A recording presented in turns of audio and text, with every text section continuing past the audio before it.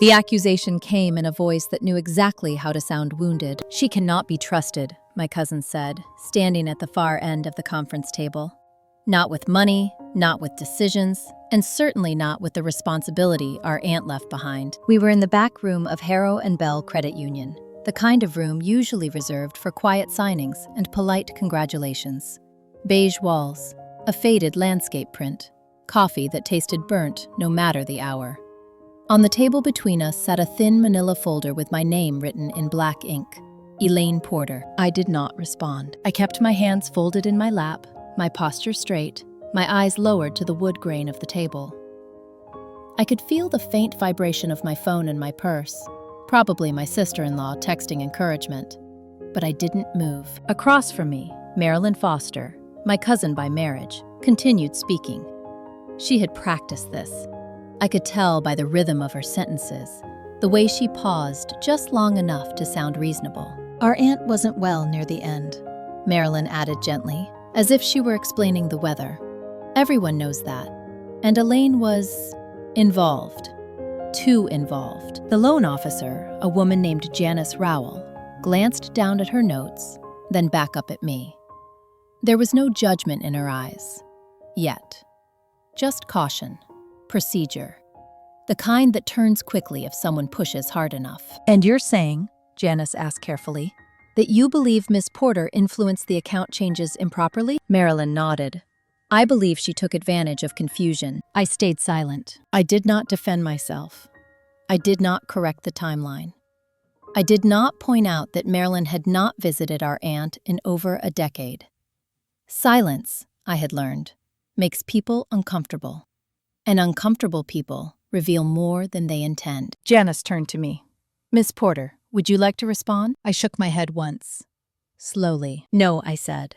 "Not yet." That was all. Marilyn looked surprised. Not relieved surprised. People expect denial. They expect tears. They expect explanations. Silence unsettles them. The room felt heavier after that. Papers rustled. Someone cleared their throat. The hum of the old fluorescent lights suddenly felt loud. I was aware of how I must have looked. A woman in her early 40s, plainly dressed, hair pulled back too neatly, sitting alone while a family member calmly dismantled her character. No lawyer beside me, no stack of documents, nothing dramatic. Just quiet. If you're reading this and wondering why I didn't speak, why I didn't fight back in that moment, I understand the question. People ask it later, too. Sometimes with kindness, sometimes with suspicion. If you want to understand what really happened in that room, and why I was willing to let her say every word, take a moment to stay with this story. If you feel like sharing where you're reading from, or what made you pause here, I read those notes more closely than you might think. Now, let me tell you why I was sitting at that table in the first place. For most of my adult life, people have underestimated me in very consistent ways. They see a woman who works quietly, keeps her head down, pays her bills on time, and avoids conflict whenever possible. They hear that I live alone in a modest townhouse outside Dayton, Ohio, drive a 10-year-old sedan, and spend my weekends reorganizing closets or tending a small backyard garden. What they don't hear is anything impressive. I work as an operations coordinator for a regional logistics company. It's the kind of job people nod at politely and then forget. I don't manage anyone. I don't give presentations. I don't use impressive titles when I introduce myself. I make sure shipments match records, invoices line up with contracts, and discrepancies are flagged before they turn into problems. It's invisible work. Necessary. Uncelebrated. My aunt, Ruth Porter, used to joke that I was the kind of person who notices when something is off by half an inch. She said it with affection, but she never imagined it mattered much. Ruth was my mother's older sister. After my mother died suddenly when I was 23, Ruth became the closest thing I had to a parent. She was practical, sharp-tongued, and deeply private. She worked as a bookkeeper for a small manufacturing firm for over 30 years and trusted numbers more than people. Marilyn, on the other hand, married into the family later. She was charming, socially fluent, the kind of woman who remembered birthdays but forgot details. When Ruth's health began to decline, Marilyn appeared more often. She brought soup. She offered to help. She spoke loudly about family responsibility. I did what I had always done. I showed up quietly. I drove Ruth to appointments. I organized her paperwork when her hands started to shake. I paid attention. To outsiders, it didn't look like much. When Ruth passed away, there was no dramatic reading of a will, no tense gathering in a lawyer's office. Just accounts, forms, and instructions left in a neat accordion folder labeled Important in Ruth's unmistakable handwriting. Marilyn assumed, as many people do, that I was simply the nearest available relative. Convenient, manageable, someone who could be pressured if needed. At the credit union, when she spoke about me, she didn't use insults. She used concern. That's how these things work. You don't accuse someone outright. You suggest. You imply. You let authority do the rest. And I let her. Because while Marilyn believed she was explaining who I was, I knew she was revealing who she thought I was. And she was wrong. Not maliciously wrong. Not stupidly wrong. Just confidently, comfortably wrong. The most dangerous kind. At that table, in that beige room, I wasn't silent because I had nothing to say. I was silent because I was listening. Marilyn likes to say she married into a complicated family. What she means is that she arrived after all the damage had already been done. The first real betrayal in my life didn't come from her.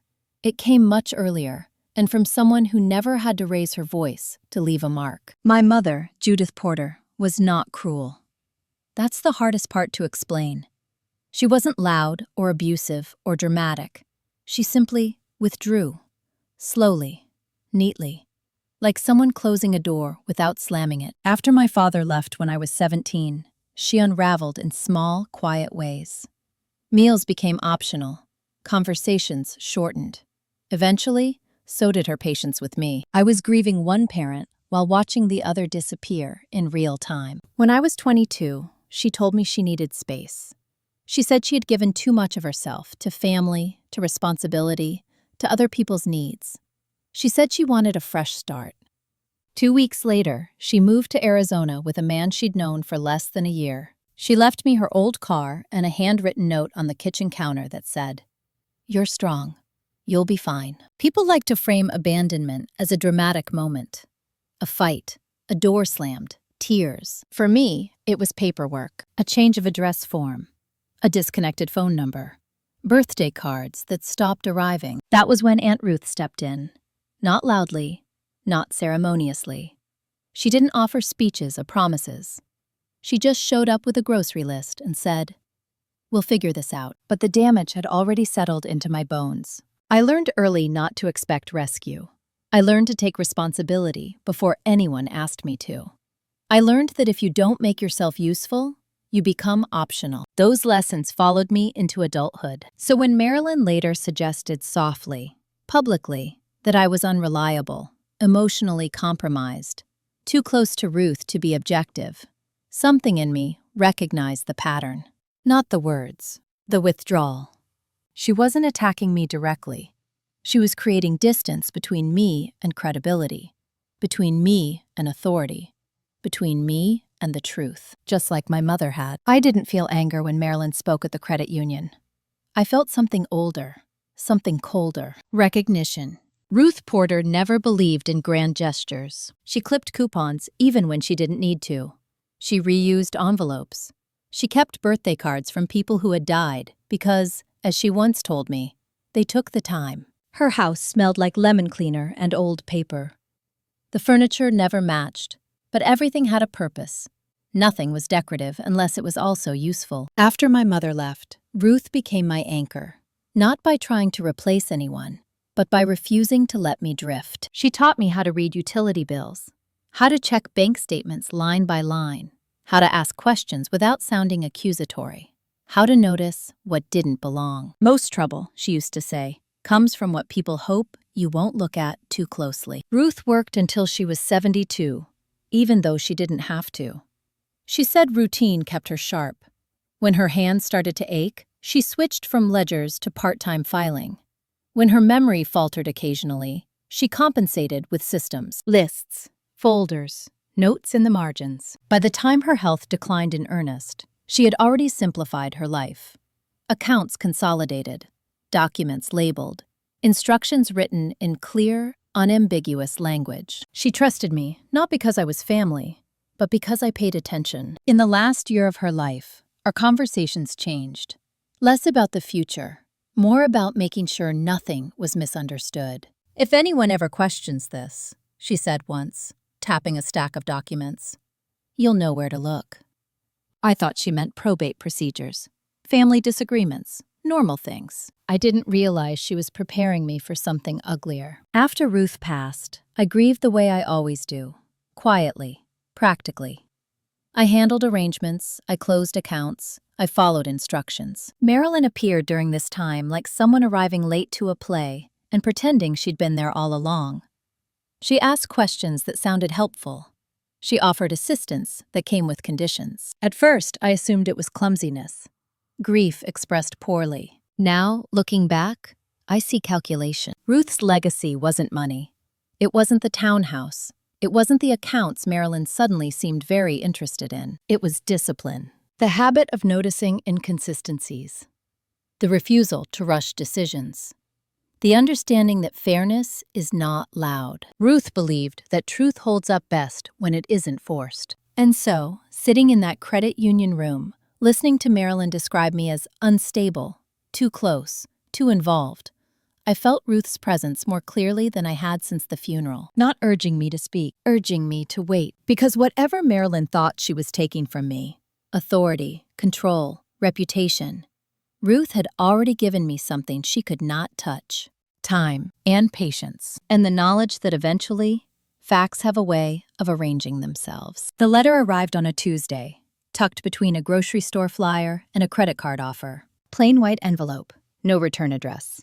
My name, typed, not handwritten. Inside was a single page from Harlan and Pierce Legal Group, informing me that a formal concern had been raised regarding the administration of Ruth Porter's financial assets. The language was polite, clinical, and carefully vague. They were requesting documentation. They were also, I noticed, setting a clock. According to the letter, Marilyn Foster had petitioned for a temporary review of account authority, citing potential undue influence and emotional dependency during Ruth's final months. Until the review concluded, certain transactions might be delayed out of an abundance of caution. It wasn't an accusation. It was a squeeze. I read the letter twice, then folded it and placed it back in the envelope. I didn't call the firm. I didn't respond. Not yet. Within a week, the ripples spread. The credit union froze one of the smaller accounts, pending clarification. A routine transfer I'd scheduled for property taxes stalled without explanation. When I called customer service, the woman on the line sounded apologetic but firm. "Someone has raised concerns," she said. "We just need to be careful." Careful is what institutions say when they don't want responsibility. Marilyn's concern wasn't about money, not really. It was about control, about changing the narrative from Elaine is managing things to Elaine is being monitored. And it worked. Subtly, people began treating me differently. Emails shifted in tone. Requests came with added oversight. Questions were phrased as reassurance, but carried suspicion underneath. Even neighbors, people who had known Ruth for years, started asking gentle, pointed questions. "Marilyn says things were a bit confusing near the end," one woman said over the fence. "It must have been a lot for you." I nodded. I thanked her for her concern. I said nothing else. That night, I pulled out Ruth's accordion folder and laid everything on my dining table. Not to defend myself.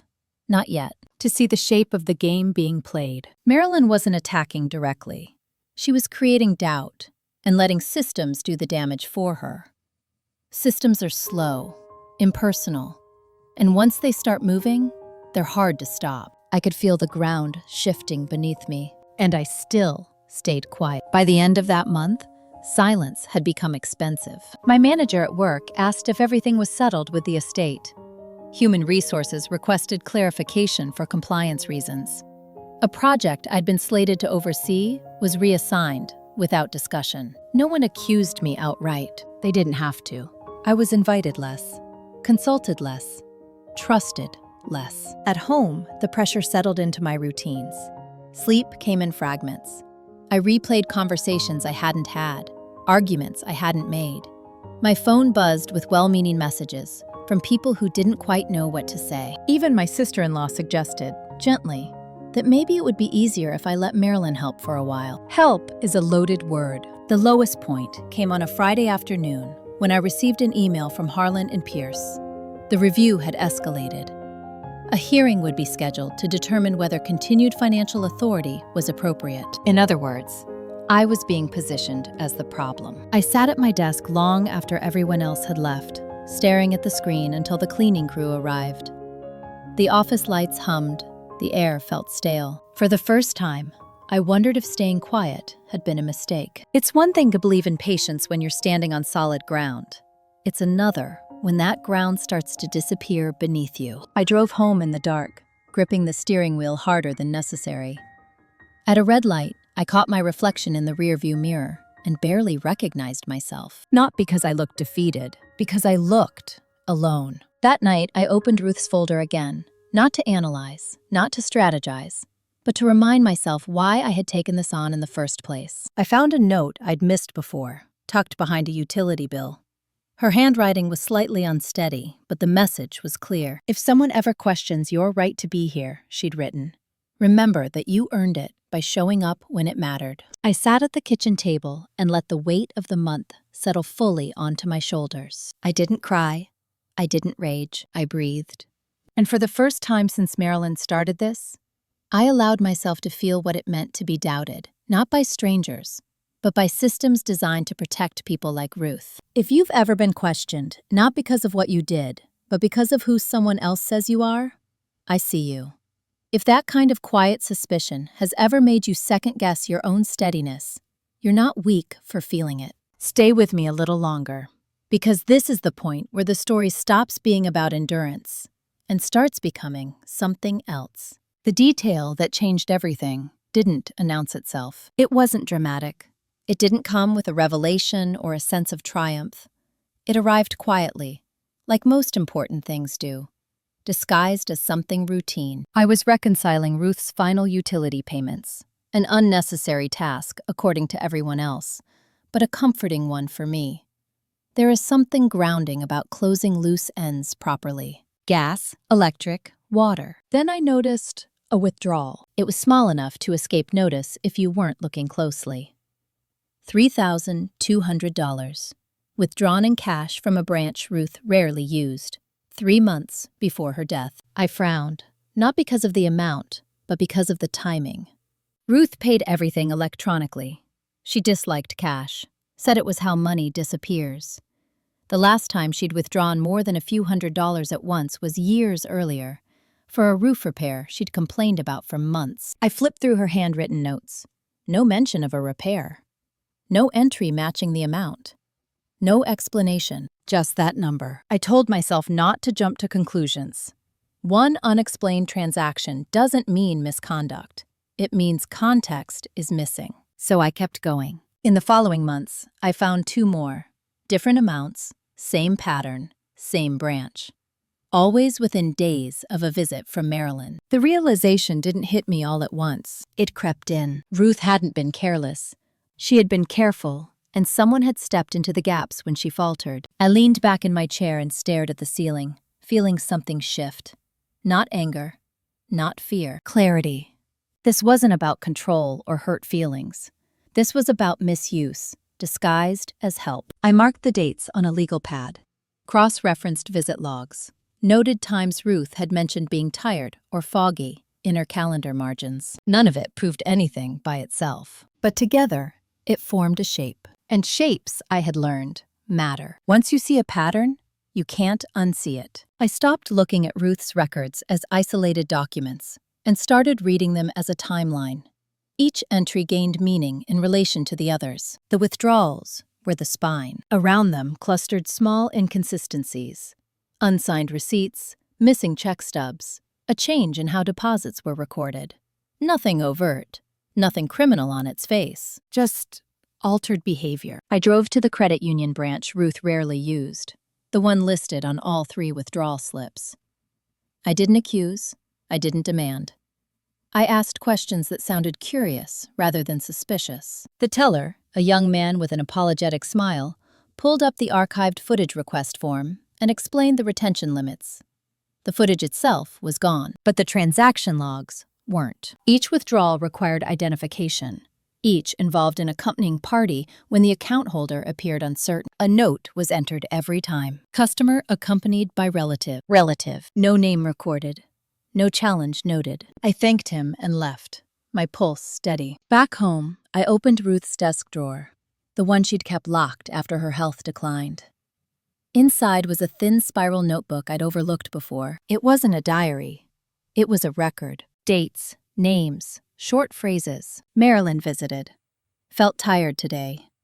Bank again didn't feel right.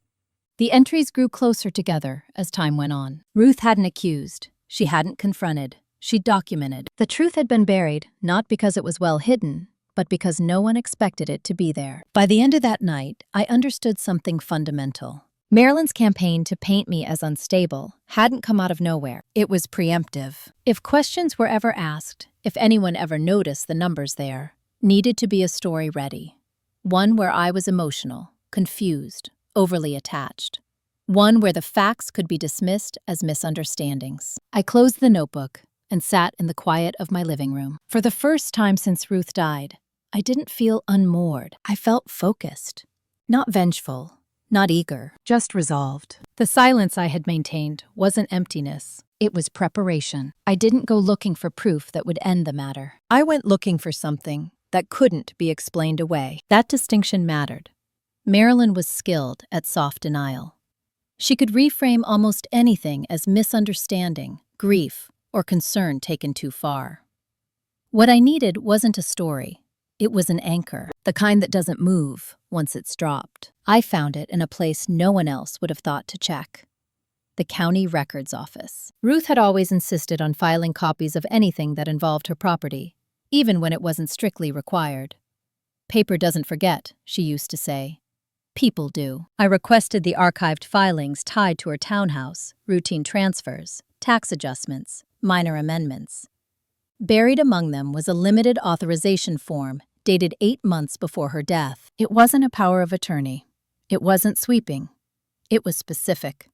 It granted temporary access to assist with in-person banking only for bill payments, explicitly excluding cash withdrawals and account changes. Ruth's signature was clear.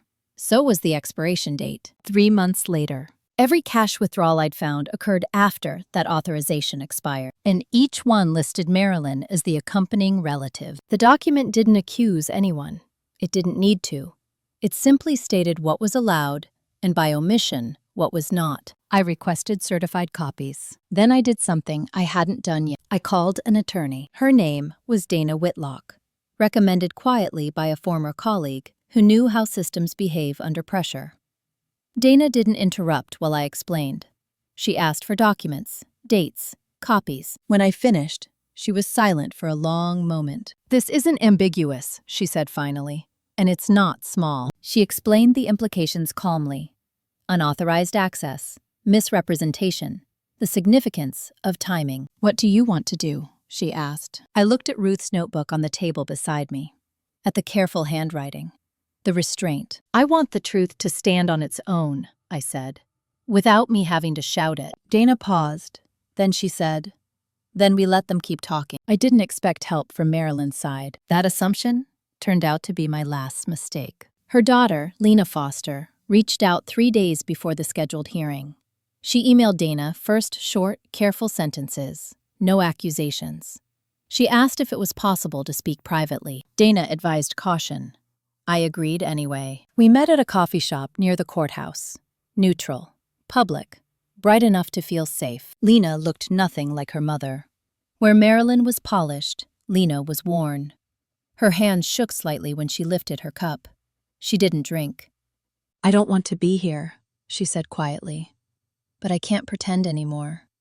She told me she'd been handling some of Marilyn's paperwork over the past year.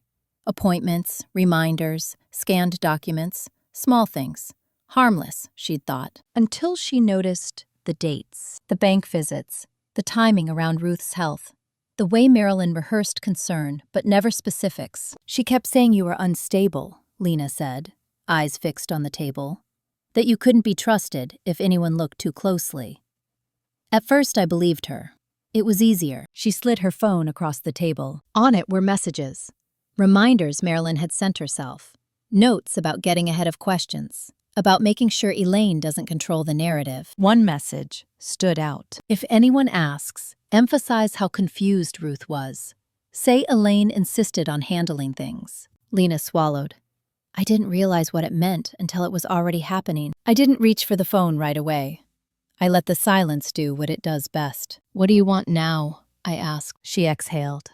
I want to stop lying. Dana took custody of the messages, verified metadata, preserved everything properly. Lena agreed to testify, not dramatically, not angrily, just truthfully. As she left, she paused. I'm sorry, she said, for being quiet when it mattered. I nodded once.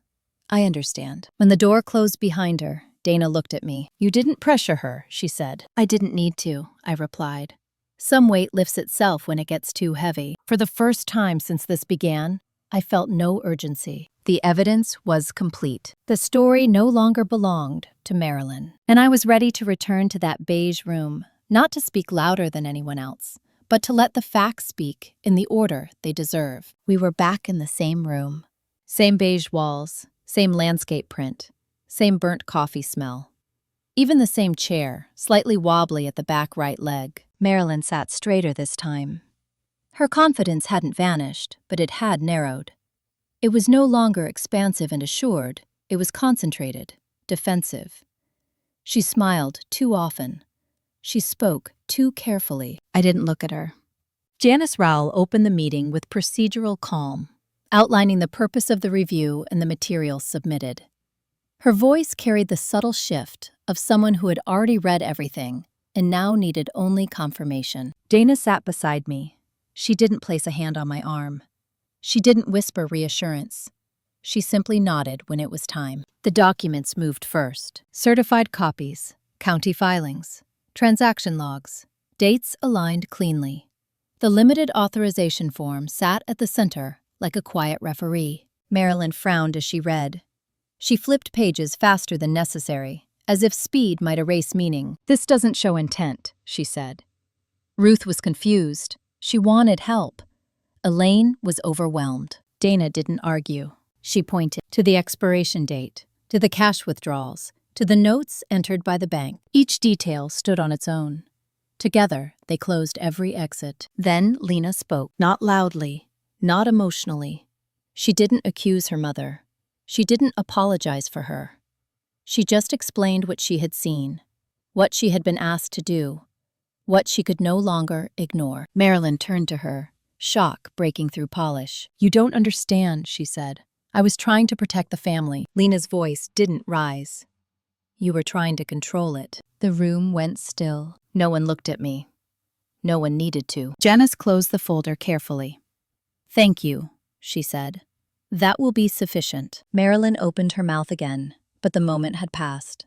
Explanation had become irrelevant. The decision wasn't theatrical. There was no gavel, no raised voice, just a statement of findings, delivered with professional neutrality. The review concluded. Authority restored. Misuse noted. Further action recommended. As we stood to leave, Marilyn finally looked at me. I met her eyes. I didn't smile. I didn't nod. I didn't offer closure. Some conversations end without resolution, because resolution was never the point. Truth was, life didn't change all at once after that day. It rarely does. The accounts were unfrozen. The paperwork resolved itself. Systems, once corrected, moved on without sentiment. Marilyn stopped calling. When the formal notices arrived, quiet, official, unavoidable, she sent one email filled with explanations and regret-adjacent language. I didn't respond. I didn't need to. At work, my role returned to normal. Projects came back to my desk. Questions were asked again without subtext. No one apologized directly, but trust has its own way of reasserting itself when doubt evaporates. I returned to Ruth's townhouse one Saturday morning and opened all the windows. I let the air move through rooms that had been holding their breath. I kept the accordion folder, but I no longer checked it compulsively. The spiral notebook went back into the drawer where I'd found it. Some evidence is meant for courtrooms. Some is meant for memory. Lena and I spoke once more. She thanked me for not forcing her to choose sooner. I told her people arrive at truth when they're able to carry it. That was the last time I heard from anyone on Marilyn's side, and that was fine. I didn't feel victorious. I felt aligned with Ruth's quiet insistence on clarity. With the version of myself who learned early that silence isn't weakness, it's restraint. I still drink my coffee the way Ruth did. I still read documents line by line. I still notice what doesn't belong. But I no longer feel the need to explain myself to rooms that don't deserve the explanation. Because here's what I learned. People who underestimate you often mistake your patience for permission. They speak freely. They leave trails. They assume the quiet person won't follow. They are wrong. Balance doesn't arrive with noise. It arrives when everything finally sits where it should. If this story stayed with you, if you recognized yourself in the waiting, the doubt, the moment where silence felt like the only safe choice, thank you for staying until the end. If you feel like it, leave a note or share this with someone who might need it. Another story is waiting. And sometimes, the right one finds us exactly when it's needed.